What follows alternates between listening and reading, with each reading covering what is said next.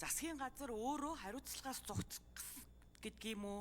Өөрсдийнхөө одоо засгийн газар гүйцэтгэх засаглалын одоо бүрэн эрхийн хүрээнд ийм нээлттэй боломжтой шийдвэр гаргаад явах боломжтой зүйлүүд дээр заавал улсын хурлаар хууль батлуулаад дараа нь улсын хурлын батлсан хуулийн хүрээнд бид нар үйл ажиллагаа явуулсан штэ гэдэг одоо тэр гим зэмээ залруулах гэдэг юм уу, нэг ийм сонин жишг тогтчихжээ.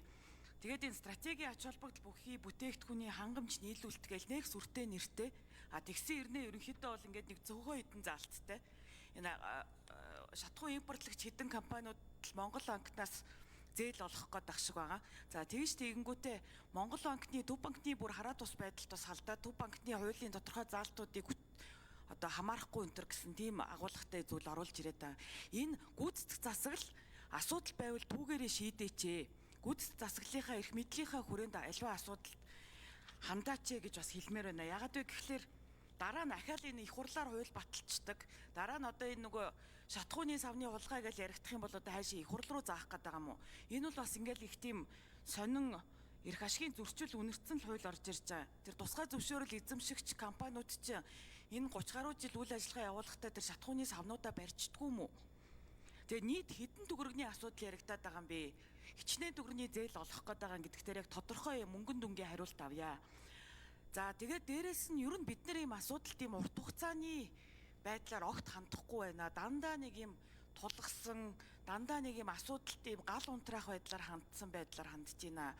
Тэгээд энэ уул уурхайн салбарын олборлт нэмэгдээд байгаа учраас дизель түлшний эрэлт ихсэж байна гэж хэлж байна. Уул нь бол бид нар урт хугацааны бодлого нь юу вэ гэхлээр энэ уул уурхайн салбарт, хөдөө аж ахуйн салбарт тоног төхөөрөмжүүдэд цахилгаанжуулах ажлыг хиймээр байгаа байхгүй юу? Одоо цахилгаан машинууд авч ажиллаулмаар байгаа. Тэхийн тулд бид нар одоо бас нөгөө эрчим хүчнийхээ салбарыг хөгжүүлмээр байгаа. Цахилгаан станцуудаа барьмаар байгаа. Тэгээд энэ гих маягаар энэ одоо юу гэдгийг импортын түлшнээс хараад бус байдлаа шийдэхгүй түүнээс биш нэг богино хугацаанд нэг юм гал унтраах маягтай асуудалд хандаад ах юм бол цаашлаад ер нь энэ шатхууны савуудыг чинь дараа нь яах юм? Гих мэдчлэн ийм одоо маш олон асуултууд байна. Тэгээд төгсгөлд нь хэлэхэд сая ингээд нэг сарын өмнө шатхуун тасалтлаа барьлаа энэ төр гэлээсэн. Тэгэхэд бол Дамжин яам сайд тийм зүйл гараагүй энэ төр гэл мэдээлэл өгөөд байсан. Яг үндэ одоо ийм хууль оруулж ирэх гэдэг ийм хомсдол үүсгээд байд юм уу? Яагаад байд юм? Бас янз бүрээр хардах юм нөхцөл байдлууд бий болж штэ.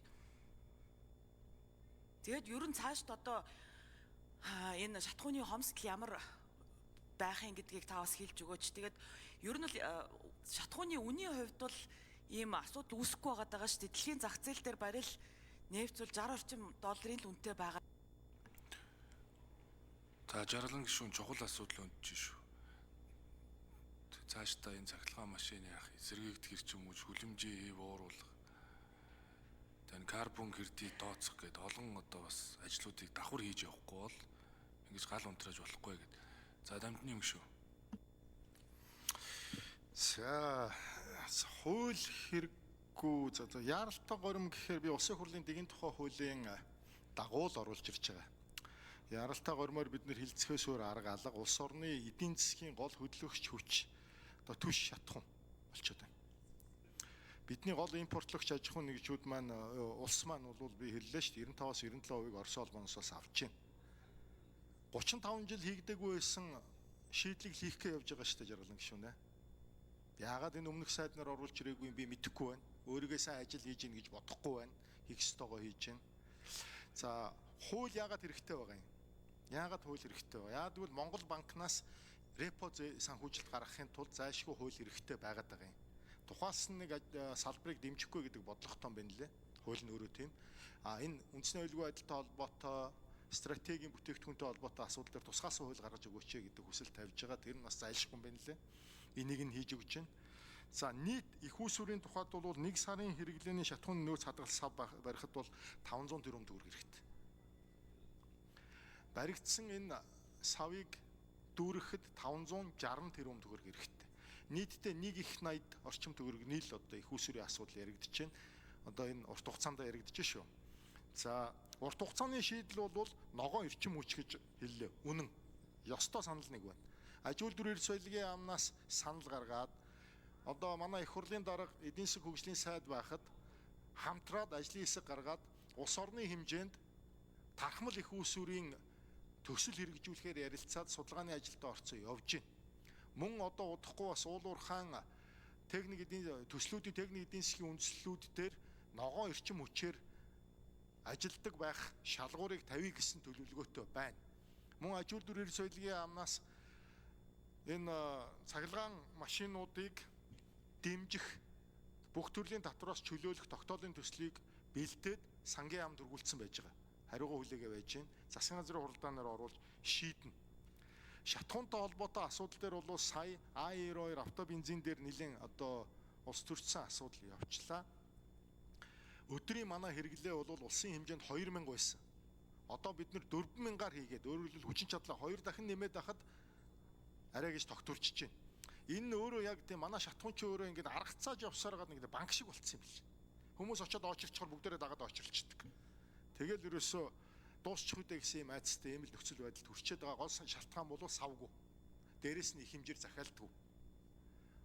Ийм л одоо нөхцөл байдалд түргээ айцсан юм байна. Одоо шийдцгээ хийдүүлээ өөр арга алга. Урт хугацааны шийдэл хийчих гээл оролдоод байна. За Батбаярын жаргалан гишүүн тодруулна.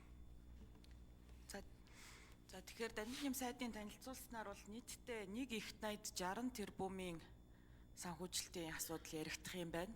За Монгол банкнаас тэр гарах зээл нь ямар хүүтэй байх юм, ямар хугацаатай байх юм, тэгээд тэр компаниудад ямар шалгуур тавих юм, энд бол одоо маш олон зүйл маш ойлгомжгүй байгаад байна л та. Тэгээд яг ямар компаниудын санхүүжилтөнд хамрагдах юм, хаана тэр шатхууны савнууд чинь баригдах юм гэх мэдчлээ ерөөсөө нөгөө нэг ийм маш бүрхэг хууль оруулж ирчээд тэгээд тэрийг нөгөө их хурлыг батлах гээд яаралтай гормоор оруулаад ирж байгаа ч би бол ер нь дургуцаад байгаа шүү. Тэгээд цаашдаа энэ урт хугацааны бодлогоо хэдүүлээ ярмаар байна. Дандаа ийм гал унтраах байдлаар ерөөсөө явж болохгүй байгаад байна.